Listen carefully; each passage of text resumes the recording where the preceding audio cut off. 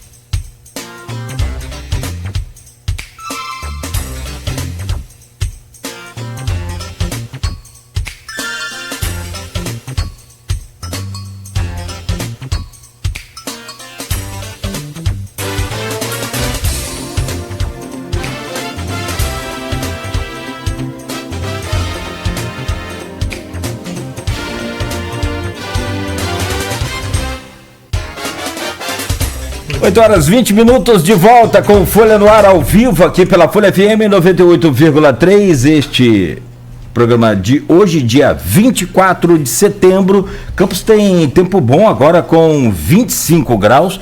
Máxima prevista para hoje é de 31 graus. O Folha no Ar é oferecido por Proteus, Unimed Campos, Laboratório Plínio Bacelar, Vacina Plínio Bacelar, com o patrocínio de Rede Mariana de Postos e o apoio de Radmed Diagnósticos. Voltamos com o Folha no Ar nesta série de entrevistas com os candidatos à Prefeitura de Campos. Hoje, conforme sorteio realizado no último dia 22, é o pastor Fernando quem está conversando com a gente. Já fechamos aqui o primeiro bloco, estamos abrindo esse segundo bloco com o pastor Fernando, com os temas já pré-estabelecidos, como também tem sido e é assim com todos os candidatos, os mesmos temas, o mesmo espaço, tanto no rádio, no site e também no jornal impresso que estará circulando amanhã nas bancas. Esta série de entrevistas é um oferecimento de Talimac, qualidade em tudo que faz. Limporte, mais que uma empresa, um novo jeito de cuidar. Instituto Pulha, clínica de fertilidade e saúde sexual masculina. Instituto Pulha, cuidando da saúde do homem. E as Flucan, há 79 anos, lado a lado com o produtor de cana da nossa cidade e região.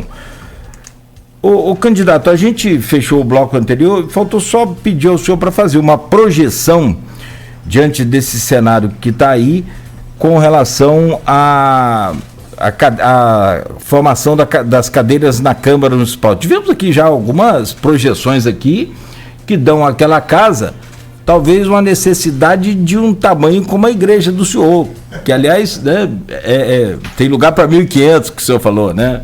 Parabéns. Mas sobre a Câmara Municipal, qual a projeção que o senhor faz entre os candidatos que estão aí propondo as suas candidaturas à eleição municipal? Como é que o senhor compõe aquela casa? Oposição, situação, um com mais, com menos? Como é que o senhor consegue compor aquela coisa? O fato do PRTB, o meu partido, não termos a nominata para vereador, isso nos distancia muito dessa...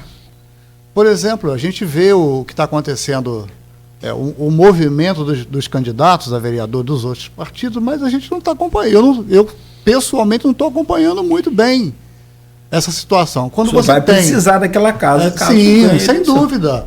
E dentro da nossa proposta, do nosso programa de governo, está chamarmos os vereadores eleitos, estarmos com eles num relacionamento de tranquilidade, para que a cidade as coisas possam acontecer tranquilamente na cidade. Então, eu não estou acompanhando de perto o que está acontecendo nos outros partidos com relação às nominatas. A gente sabe que são 26 vereadores, né? 25 vereadores, são 26 candidatos. 26 candidatos. Isso, são 25 cadeiras, 25 mais uma, né?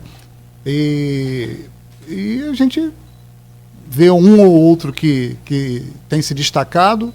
Eu acredito numa renovação, acredito que alguns não serão reeleitos. Não posso aqui dizer quais são, porque, como já disse, não estou acompanhando de perto o trabalho que está sendo desempenhado por eles. Para arriscar um número de renovação, pelo menos? Eu creio que uns de 40% a 50%. Eu creio que de 40% a 50%, uma coerência, né? De renovação.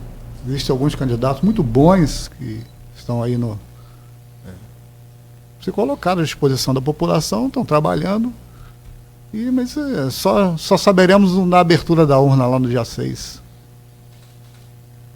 Candidato, os temas estabelecidos para conversarmos e falar de saúde. O Aloysio citou no início do programa, aqui no comentário, de que a GPP de março do ano passado deu a saúde como principal ponto negativo de Campos, né? E o segundo de avaliação positiva.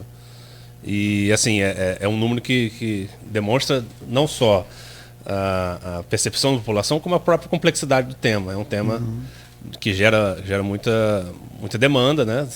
De muito recurso. Campos precisa ter um orçamento muito grande, como toda cidade média, para poder manter a saúde funcionando. O senhor citou também a questão dos hospitais, trouxe algumas fragilidades que o senhor tem visto no próprio trabalho que o senhor desempenha, né, e a avaliação enquanto candidato. A saúde, a estrutura física dos hospitais. Mas eu queria ouvir do senhor a proposta sua, né, para a saúde, dentro dessa realidade que o senhor apontou, né, e as propostas que o senhor tem, a avaliação que o senhor tem em relação à saúde, como resolver essas fragilidades que o senhor apontou. Nós temos dentro do nosso programa de governo que, ao assumirmos a prefeitura, nós vamos priorizar um diagnóstico detalhado de toda a rede. Como fazer alguma coisa sem termos um diagnóstico detalhado? Então, o primeiro ato seria fazermos um diagnóstico detalhado de toda a rede e sabemos da importância, como já falamos aqui, dos hospitais, principalmente do Ferreira Machado, né? Já citamos o meu exemplo do Aloysio, como foi importante na nossa vida, né? Então, esse é o primeiro ato. Temos que ter um diagnóstico para termos ali em mãos o que nós precisamos fazer. Uma outra questão que a gente sabe é a limitação orçamentária. Então, isso tudo tem que ser trabalhado. E nós tabela temos... do SUS, que é defasada, né? Exatamente. O salário dos médicos hoje, de toda a saúde, de todos os profissionais da saúde, o salário defasado. E o doutor Carlito, que é o nosso vice, ele tem se desdobrado para estudar essa situação. É cardiologista, correto, candidato? Cardiologista. E ele é uma pessoa muito capaz, com a equipe que está junto com ele, de médicos, né? E para pormos a cidade de Campos para ser um modelo. Eu já tive a oportunidade de conhecer vários países, né, do mundo, como pastor, nas conferências, viajei por muitos países, e eu não entendo, não consigo aceitar que a nossa cidade ela tenha esse nível de saúde. Nós precisamos priorizar a saúde, a educação, e nós vamos nos empenhar de todas as formas para que a saúde possa ser um modelo, né? Um modelo da nossa cidade.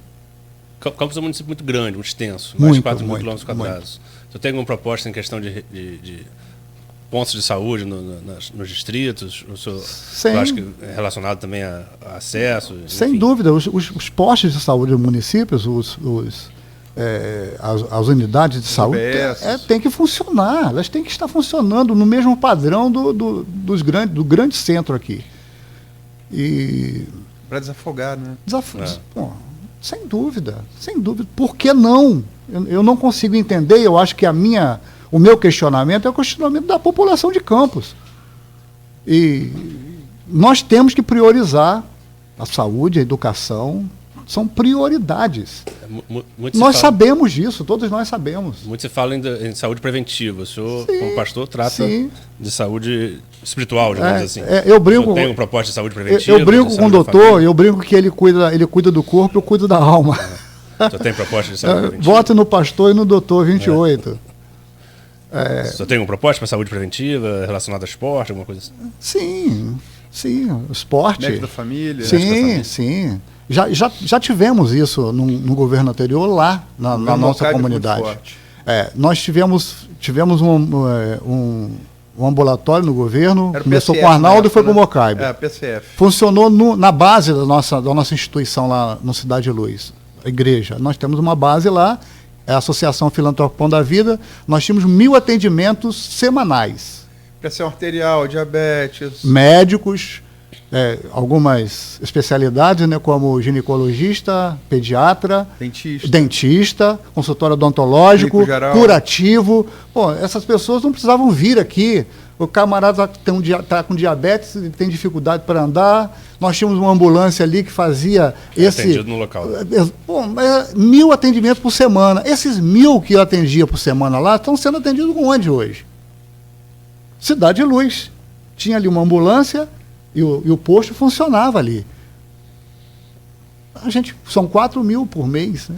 Ao invés de nós crescermos isso, fechou. Não funciona mais. Eu sei que o tema de Edmundo, só para fechar o tema de saúde, a gente sabe que a tabelações é muito defasada. A gente sabe que os dois hospitais municipais, por melhor que sejam, já falamos aqui, o senhor deve ser o seu braço e Minha Vida, Cidade Pública de Campos, mas eles não vão dar conta de tudo. Você tem a rede conveniada, né? A rede contratualizada. Santa Casa, Álvaro Alvim, Beneficência e Plantadores de Cana. Desde o governo Arnaldo, é pago, além de tabelações, uma complementação. Sim. Isso chegou a ser suspenso no governo Rafael, gerou muita reação. Me lembro. Como é que o senhor pretende trabalhar com a rede contratualizada? Não anda. Nós temos que manter o que está aí e aumentar o atendimento, se for preciso. Aumentar o que? O preço, a complementação? Aumentar a condição, dar mais condições aos hospitais para que haja esse desafogamento dos hospitais. O senhor pensa em botar a tabela para cima da complementação? Isso tem que ser avaliado. Eu não tenho como fazer essa avaliação, nem sei fazer. Não temos uma equipe que já está estudando essas questões. Um dos nossos assessores, o Bruno, que você já conhece, ele tem 15 anos, ele foi 15 anos gerente geral da Caixa Econômica Federal. Entendeu? Então, é uma pessoa subcapacitada, conhece profundamente dessa área. Você fala do financeiro para saber se é possível ou não. Sim, para fazer os estudos, pagar acima. Pagar acima.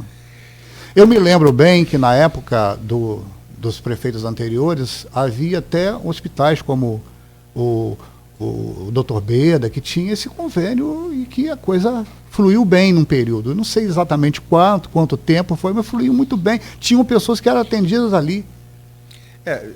Eu acho que hoje ainda existe. Em 2014, ele tinha plano de saúde, né? Sim. Então, eu acho que fundamental, eu acho que foi muito importante naquela época e por que não? O senhor pensa em tomar plano de saúde para o servidor? Eu acho que sim. Eu penso e eu não tenho certeza agora se está lá no nosso programa, mas Mas a gente já conversou sobre isso na nossa coordenação. Candidato, vamos... Tem coisas que são, por exemplo, pesquisa não é opinião, pesquisa é dado estatístico. Sim, estatístico. É número, é objetivo, é frio. Não tem muito espaço para torcida em pesquisa. Embora algumas pessoas insistam, às vezes fazem certos malabarismos. Não é o caso aqui do senhor, por óbvio. Claro. Tem que ter coisas que são opinião. A minha opinião, eu já manifestei ela aqui diante de Dr. Buchaú, diante da delegada Madalene, diante do próprio prefeito Vladimir. Não sei nem qual vai ser, mas eu respeito pra caramba a sua opinião, viu? Diante de Twin, diante de Fabrício Lírio, vou repetir diante do senhor. Sim. O maior problema de Campos, sem sombra de dúvida, é transporte público.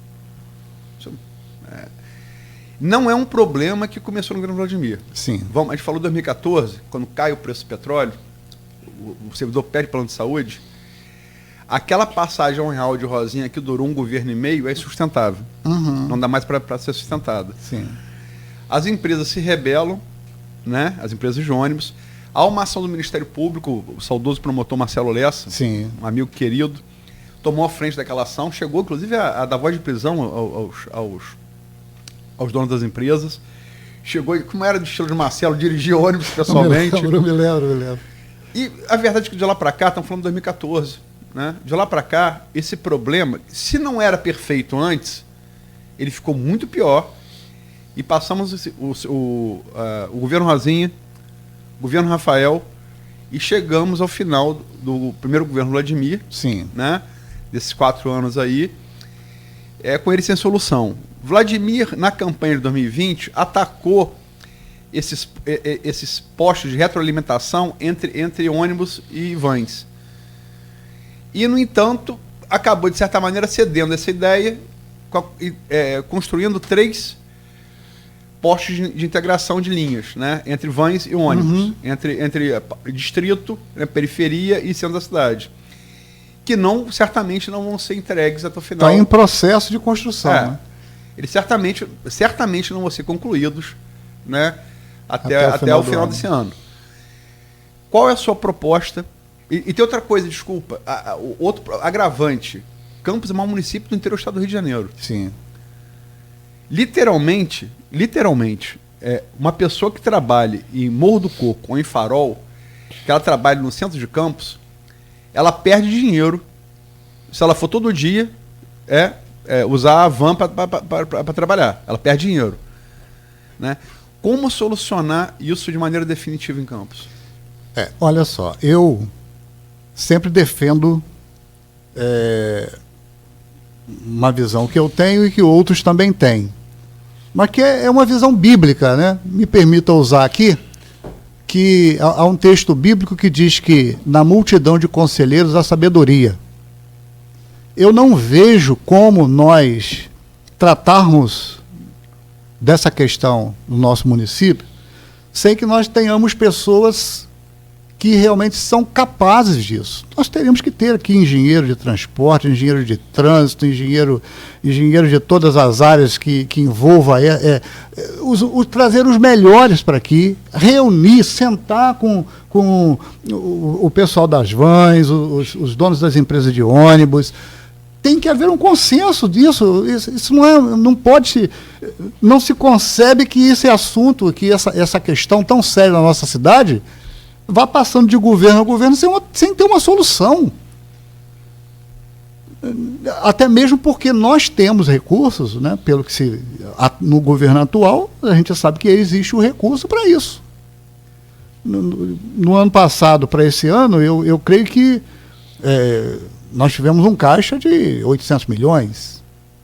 Esse ano, me parece que, pelo que eu tenho ouvido, nós temos aí mais de 1 milhão e 600 milhões no caixa da prefeitura. Fora disso, ouve-se falar dos recursos que estão sendo buscados no governo federal, empréstimo de 540 milhões, mais 6 milhões para fazer essa área também, para trabalhar nessa área de transporte também. Recurso não está faltando. Está faltando realmente que se tenha um projeto que, junto com a população, com as empresas de ônibus, com o pessoal das vans, que se chegue num consenso. Bote ali sobre a mesa, a população tem que dar opinião. O que nós queremos para essa questão? Qual é a solução? Tem solução. Porque se tem o recurso, o pior é o recurso, né?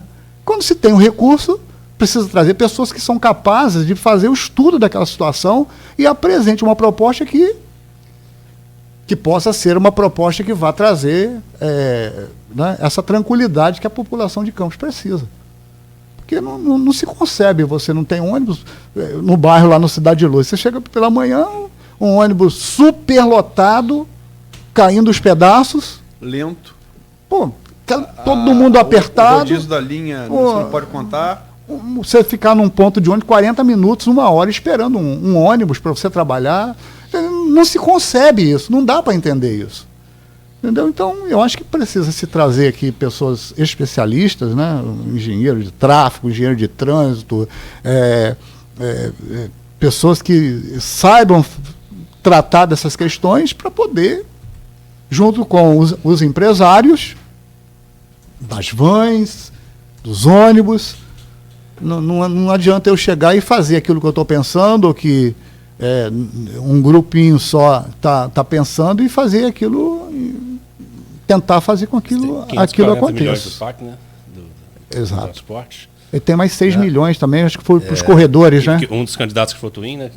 Disse que revogaria o contrato. Enfim, tem uma contestação do... que não. Isso é uma questão que tem que ser decidida Como é que o senhor viu pelos gestores, viu né? essa questão do PAC? Como é que você viu essa questão do PAC, esse recurso que veio através de um programa do governo federal? Sim. Que é um tipo de empréstimo. O prefeito diz que é uma forma de leasing, ou seja, a proposta dele é que o recurso venha para a prefeitura faça leasing com as empresas. Sim. E os veículos ficariam com as empresas de ônibus após o Sim. E descontando a bilhetagem. Isso acontece em muitos países, né? Fora do Brasil, né? Na Suíça mesmo, o sistema tudo de leasing. Mas o que ocorre? Eu penso que todo benefício que venha para o município, ele é bem-vindo. Agora, precisa se estudar isso aí. O que eu tenho visto, eu vi algumas críticas, eu não sei apresentar aqui um parecer sobre isso. Mas eu ouvi algumas críticas, por exemplo, se nós temos o dinheiro em caixa, por que pagar um empréstimo pagando um juro? Isso tem que ser feita uma avaliação. E eu acho que a equipe... né? A equipe da Fazenda e o pessoal que vai mexer diretamente com essa área do transporte, ela tem que fazer essa avaliação. Se esse valor vai ser necessário, se esse valor vai ser um valor que vá caber dentro do orçamento do município, porque me parece que tem 2 anos de carência, né? A partir de 2 anos é dividido em 100 tantas parcelas, 10 anos para pagar. Então, precisa se fazer essa conta. Qual é o juro? O município vai ter como pagar as empresas? Elas estão de acordo? Ele vai descontar na bilhetagem. Segundo ele falou aqui, nesse programa é bilhetagem. O que daria inadimplência zero das empresas, praticamente. Então, é positivo. Não é? É positivo. Nós temos que ser coerentes, não podemos condenar. Ou seja, o passageiro vai pagar a passagem, mas o dinheiro vai para o cofre da prefeitura. Exato, para poder pagar o empréstimo. Então, o que tem de negativo nisso? Positivo. O que tem lá de saldo lá no caixa vai ser investido em outras necessidades, vai ser investido em outras necessidades que o município tem. Tem que haver a administração disso daí, a transparência, que eu sou a favor da transparência total. Tem um ouvinte aqui, médico, que me colocou aqui estava falando de saúde anteriormente, o Valide colocou aqui, uma consulta pelo SUS paga R$10 ao especialista. Um absurdo. É um médico falando. Sem complementação do município é enviado. É enviado. Pô, uma fisioterapia... Se for na farmácia, desculpa, se for na farmácia fazer um curativo de um ralado no seu filho no joelho, acho mais R$10. Um salgadinho custa R$10. Tá caro esse salgadinho aí. É um absurdo. Saúde, Só né? vai... O seu filho ralou. Pô, ralou o joelho, pô. Gás, esparadrapo, e Se precisar dar algodão, é mais 10 reais. Mais de R$10. R$10. Então o neuro recebe R$10. R$10 para salvar uma vida. É uma formação muito cara, né? Uma formação muito dispendiosa, né? De muito tempo. Aliás, pagar R$10 e várias vezes Campos já passou por dificuldade para encontrar especialistas. Não é Campos, o Brasil inteiro, porque é o SUS. E às vezes você vê o médico trabalhando, por quê? Ele tem que... A minha filha é dentista e ela trabalha, né? E a gente sabe que nos convênios... O SUS é um sistema de saúde viável, festejado no mundo inteiro, mas que precisa ser revisto com base no sistema de saúde inglês, né? Então, o Brasil, o tamanho igual Campos, não? O tamanho do Brasil, você manter um sistema de saúde desse funcionando salvou vida na pandemia, né? Mas desculpa, Nogueira, sim, eu atropelei os temas, me perdoe. Não, tranquilo. Como diz um amigo meu, sem demanda de desculpa. Vamos lá. Da minha parte está tranquilo. Não, porque eu acho bom esse bate-papo, eu acho muito bom. Isso.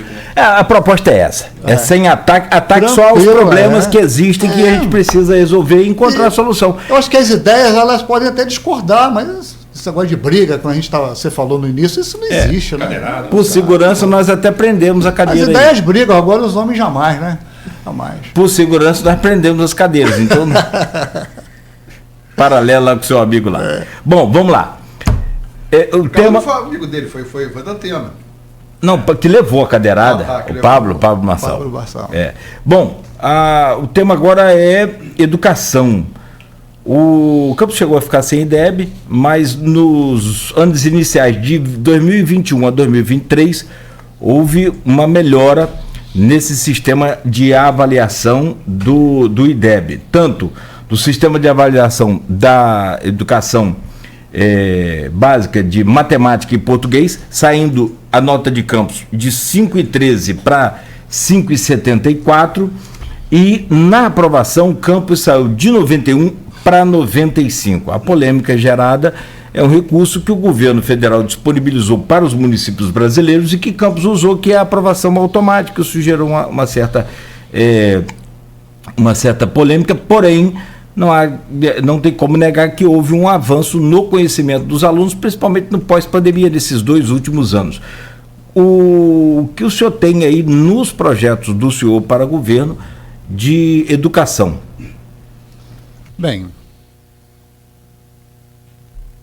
a nossa proposta, ela inclui convênio com as redes privadas. Eu trabalhei na FATEC, fui professor da FATEC e trabalhei também numa escola particular, Colégio Batista. A minha esposa é coordenadora pedagógica e trabalhou na UENF, trabalhou na FATEC, trabalhou no Colégio Batista. De maneira que a educação está no nosso coração. E eu me lembro que no governo anterior houve convênios com as escolas privadas. E a educação naquela época cresceu muito. Eu me lembro que quando eu trabalhei no Colégio Batista, nós tínhamos convênio. Nós tínhamos ali 400 alunos que vinham. Do governo de Arnaldo. Governo do Arnaldo Viana. Ensino médio. Exatamente. Tinha convênio para ensino Exatamente. Médio. Então, eu sou a favor. Na auxiliadora também. Né? Também, auxiliadora. Você chega hoje nas escolas, as escolas estão com... Eu tive uma informação, eu vou passar aqui, mas eu não sei se é uma informação verídica, que nas escolas privadas são 6 alunos de 0 a 4 anos. E tem que ter 2, um professor e um auxiliar. 6 alunos. Para cada 6. Para cada 6. Então, o que os pais pagam para aqueles 6 alunos não dá para pagar o professor e o auxiliar. Já na escola pública tem 30 com um professor e um auxiliar. Por que isso? Como é que pode isso? Então, se existe o espaço na escola privada, e se está com um excesso de aluno na escola pública, por que não fazermos um convênio, ao invés de construirmos, gastarmos tantos milhões para fazermos uma unidade nova? Depois manutenção. a gente fazer o convênio com as escolas que estão com espaço ocioso, que atende no nível excelente. A Auxiliadora e tantos outros colégios que o senhor citou, aqui eu citei o Batista, mas tantas outras escolas, Salesiano, são escolas que têm condições de atender a nossa população. Por que não? As escolas estão com espaço ocioso. Existe espaço lá para atender a população. E a escola e as escolas públicas abarrotada com péssimo atendimento, né? Por quê? Porque não está havendo esse... Então, dentro da nossa proposta, fazermos convênio com a rede privada e aumentar, né, rapidamente esse número de vagas, para que haja logo um aumento desse número de vagas. Então, está dentro da nossa... Número de vagas na rede municipal, que o senhor diz. Isso, trazer os alunos de lá e fazer através desse Teria um convênio. critério para esses alunos, então, encontrarem um caminho para chegar ao que é uma bolsa, né? Como teve... Na época foram bolsas, né? Seria o quê? Os melhores alunos? Seriam... Não sei como foi o critério, isso aí tem que... Não no seu plano? Não tem isso lá. Nós não temos o critério, não. Determinado, definido, não. Eu digo porque deu uma polêmica na época também, por conta da escolha dos alunos, depois acabou se cancelando essas parcerias. Poxa, aí. Eu acho que tem que se estudar e chegar a um consenso. Tudo passa pelo diálogo, pela conversa, não é possível. E foi muito bom. Eu acho que vocês concordam que foi muito bom, foi um período muito bom. Havia alegria na cidade naquela época, eu me lembro bem. A criançada chegava, havia uma alegria na cidade. E hoje a gente vê aí essa situação, rapaz. As crianças parece que estão pedindo favor para... Eu vejo lá no bairro, Cidade de Luz, chego cedo lá e eu vejo as crianças saindo, o motorista do ônibus não quer parar, e elas querem chegar, é uma situação bastante complicada. O que o senhor achou da avaliação do IDEB, a posição de Campos no IDEB? E da aprovação automática, o que o senhor pensa sobre isso? Sobre a aprovação, eu acho que tudo que melhora é positivo. Como é que você vai avaliar de forma negativa se subiu? Se a pontuação subiu, se melhorou? O IDEB, né? O IDEB melhorou. Se tivesse caído, aí realmente nós tínhamos que criticar. Mas tinha que subir mais, é lógico. O nosso alvo é melhorar mais e mais e mais. Quanto melhor, melhor. Quanto melhor, melhor. Mas, você me fez a pergunta? Sobre o IDEB e sobre o que o senhor acha dessa aprovação e da aprovação automática também. Dessa melhora Mas a aprovação automática, ela foi baseada num teste que foi apresentado. Não, o teste de conhecimento de português e matemática é a SAEB. Sim. E a aprovação automática é em virtude ainda usada e autorizada pelo Ministério das Comunicações como recurso aí para que os alunos, né, tenham uma equiparação de ano letivo por conta da pandemia. É lei. É uma lei. Agora, qual é o ideal? O ideal é que se aconteça como acontecia na minha época, e eu creio que de vocês talvez. A gente sentava na carteira da escola e estudava ali. Eu, por exemplo, eu fiz psicologia, estudei 4 anos de licenciatura, mais 1 ano para fazer psicologia, 2 anos.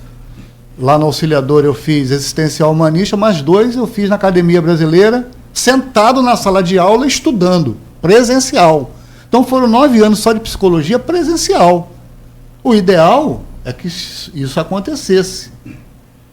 Eu não fui promovido porque eu era aluno. Então esse é o ideal. Mas, em virtude da situação que se viveu aí, eu creio que veio da pandemia, é que houve então essa promoção. Muitos alunos estudando em casa, muitos alunos que não podiam frequentar. Houve até evasão, desculpa. Exato. Houve até evasão. Os alunos que não podiam frequentar, então eles apresentavam lá os trabalhos que eram determinados pelas escolas, mas... Só para citar rapidamente que uma das correções de desigualdade mais eficazes é justamente a educação. Você citou a diferença do estudo do ensino público e do ensino privado. A correção de desigualdade passa essencialmente por pelo menos equilibrar um pouco esse jogo, porque senão não vai equilibrar. A ponto de partida é muito mais distante, né, da pessoa. Eu creio eu olho de forma positiva quando houve o convênio em governos anteriores, e eu vejo de forma positiva também para uma projeção futura essa questão do convênio com as escolas privadas. Candidato, temos que falar de segurança, temos 10 minutos aqui ainda para fechar esse bloco, que é outro tema também muito importante. A gente, nessa escala, tem falado com todos os candidatos. Quais são as propostas do senhor para a segurança? E, assim, basicamente hoje não se faz mais segurança como antes com relação à responsabilidade constitucional, que é, pela Constituição, a segurança é dever do Estado. Só que hoje a situação do jeito que está, a diminuição de contingente, o avanço da criminalidade, se não houver parceria também na educação, a gente entende que é uma situação difícil. O que o senhor pretende fazer com a Guarda Civil Municipal, que é um aparelho, que é um órgão municipal em que o prefeito comanda e tem em Campos relativamente um contingente bom, quase que o mesmo, talvez, do 8º Batalhão, e tem aí a necessidade de hoje ajudar a Polícia Militar também nessa segurança, não só do próprio público, mas também como da comunidade em geral. E eu já coloco aí logo uma pergunta para o senhor abrir essa resposta. O senhor pretende armar a Guarda Civil Municipal? Nós, inclusive, tivemos uma reunião com um grupo que nos falou sobre esse tema. E eu penso que o grupo que já está, nós deveríamos fazer para o grupo que vai chegar, né, um preparo nesse sentido. Eu creio que a Guarda Municipal, eu sou a favor que a Guarda Municipal seja armada. Eu sou a favor. E eu vejo que no centro da nossa cidade, à noite, eu tenho um projeto chamado Amigos da Calçada, onde nós buscamos levar um apoio aos moradores de rua. Não sou a favor dos moradores de rua, no sentido de que eu sei que há uma determinação do Ministério Público, que a pessoa é livre e ela pode ficar onde quiser, mas eu sou a favor de que essas pessoas elas sejam abordadas, e ao serem abordadas elas sejam levadas para um determinado ambiente que elas possam, né, tomar banho, se vestir, ter ali um assistente social, um psicólogo para conversar com elas, descobrir qual é a profissão dela, e dentro da possibilidade elas serem encaminhadas para um trabalho dentro do município, se elas querem estar no município. Eu não quero trabalhar, eu só quero ficar aqui na rua mesmo. Então eu acho que deve-se preparar um relatório, apresentar ao Ministério Público, chegar a um consenso, e essa pessoa deve ser levada para a cidade de onde ela veio. Isso se houver um consenso, porque o Ministério Público ela tem que ter o aval do Ministério Público. Então, eu vejo que à noite, eu estou falando sobre isso porque durante a noite eu não tenho visto a presença da Guarda Municipal, pelo menos no centro da cidade. Houve um período que sim, e outros períodos não, mas a maioria das vezes eu não tenho visto. Existe um grupo que fica ali, jogado pelas calçadas, e ali fazem de todas, né? Todas as necessidades deles ali. E casais, inclusive, e que a gente tem visto aí pela cidade. Então, eu sou a favor que a Guarda Municipal seja preparada como a Polícia Militar. Os homens da Polícia Militar, eles são selecionados, eles passam por vários testes, exames e tal, e eles se preparam para aquilo. E por que não a Guarda Municipal também? A minha proposta seria armar 100% da Guarda, é isso? Eu não sei o índice de 100%, mas tem que ser... Não, porque é a proposta de fazer só uma força dentro da guarda que seja armada. Outra... Candidatos que falam sobre um setor só da guarda armada, outro não. Ter um setor, eu creio que sim, para apoiar. Para apoiar. O senhor dirige? É motorista? Eu sou. Em Campos também? Em Campos dirige. também. E o trânsito em Campos? O que é possível fazer? O senhor falava até mais cedo sobre essa... Lá no primeiro bloco, sobre esses erros e acertos, o senhor comentava, falar sobre o trânsito. O que o senhor pensa em ordenação, mudança para esse trânsito de Campos? Inclusive com as ciclovias, ciclofaixas, que o senhor pode avaliar também. A questão da ciclovia e das ciclofaixas tem trazido muita polêmica aí, principalmente os comerciantes aqui do centro. É um assunto que tem que ser conversado, tratado com os comerciantes. Eu tive no CDL e a gente conversou sobre isso também lá, que as pessoas têm que ser ouvidas, o comerciante tem que ser ouvido, a população tem que opinar, tem que dizer aquilo que eles querem, não pode ser uma imposição de cima, alguém chegou, fez um projeto, vamos fazer assim porque vai ficar bom. Mas é isso? Vai funcionar? A população, é esse o desejo da população? E eu acredito que o prefeito, o gestor, ele está ali para servir a população, né? Não fazer com que a palavra, a ideia dele seja aquela que vai prevalecer. Mas, e o trânsito, nos últimos dias eu percebi que ele tem melhorado um pouco. Fala também em câmeras com reconhecimento de placas e tal. Tem gente que fica preocupado quando vai falar em reconhecimento de placa e tal, mas é necessário também, inclusive com reconhecimento facial. Já com algumas instaladas aí na área, em pelo menos 40 cruzamentos da área central da cidade, tem esse parque semafórico novo aí com a inteligência do próprio sistema de satélite e de câmeras também, monitorando esses carros para saber qual abrir e qual fechar primeiro. Como é que você vê essa questão? A punição ela é necessária também porque existem aquelas pessoas que não querem obedecer nenhum tipo de regra. Mas a conscientização, ela é que traz os resultados. As pessoas precisam estar conscientes, não é? O menor sempre tem preferência sobre o maior. Então tem que haver essa educação, não é? Aquelas pessoas que estão atravessando a faixa de pedestre, as bicicletas. Então, se nós que estamos dirigindo, tem ali um pedestre, tem ali um ciclista, nós precisamos saber que eles têm preferência. E haver uma conscientização para que haja realmente resultados mais amplos, né? E melhores para a população. O senhor, uma das coisas sobre ordenação de trânsito que gerou muita polêmica foi ciclofaixa.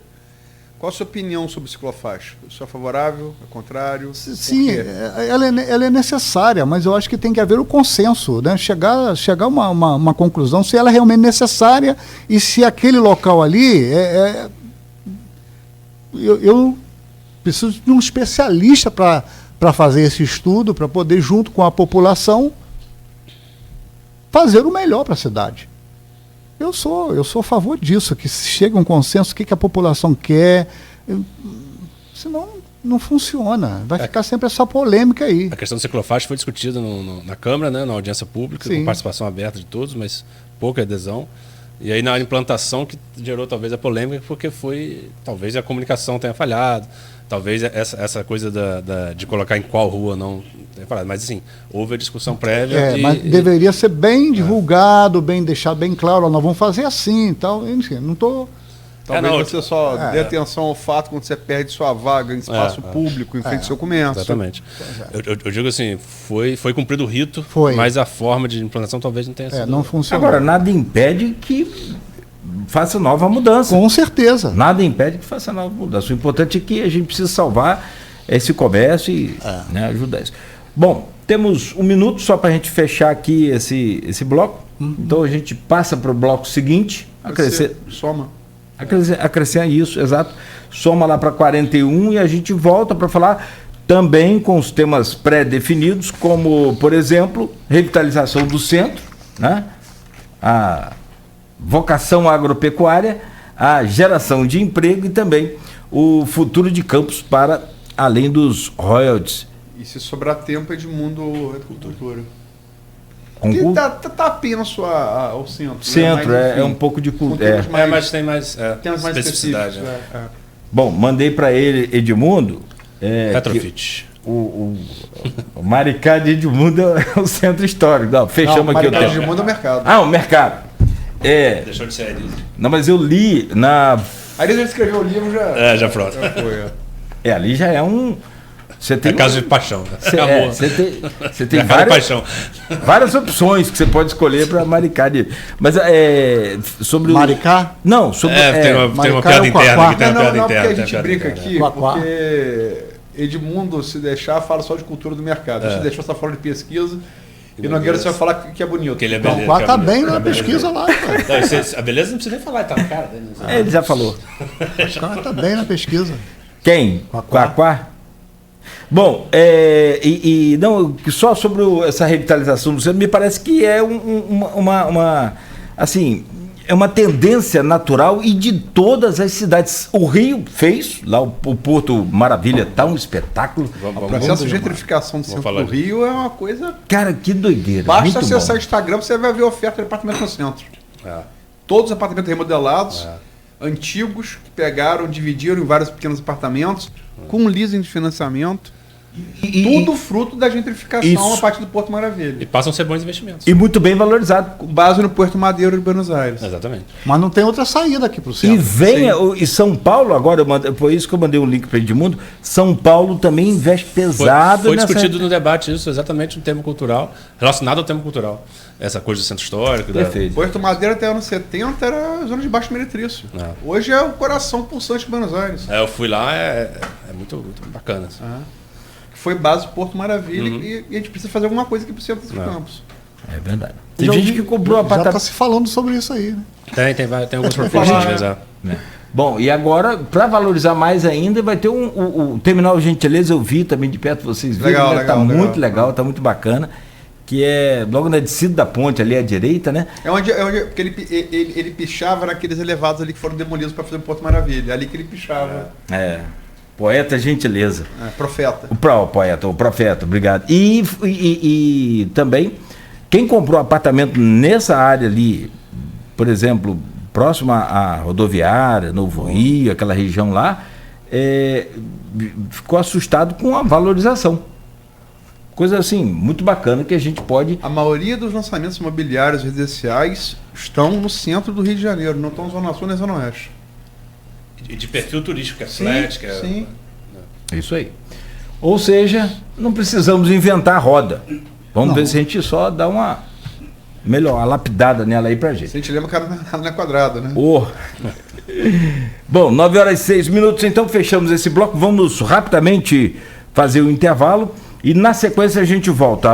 A série de entrevistas é um oferecimento de Talimac, qualidade em tudo que faz, Limporte, mais que uma empresa, um novo jeito de cuidar. Instituto Pulha, saúde sexual masculina, cuidando da sua saúde sexual, da fertilidade, Instituto Pulha. E Asflucan, há 79 anos, lado a lado com o produtor de cana de Campos e da região. O Folha no Ar é oferecido por Proteus, Unimed Campos, Laboratório Plínio Bacelar, Vacina Plínio Bacelar, também de Rede Mariana de Postos, com apoio de Radmed.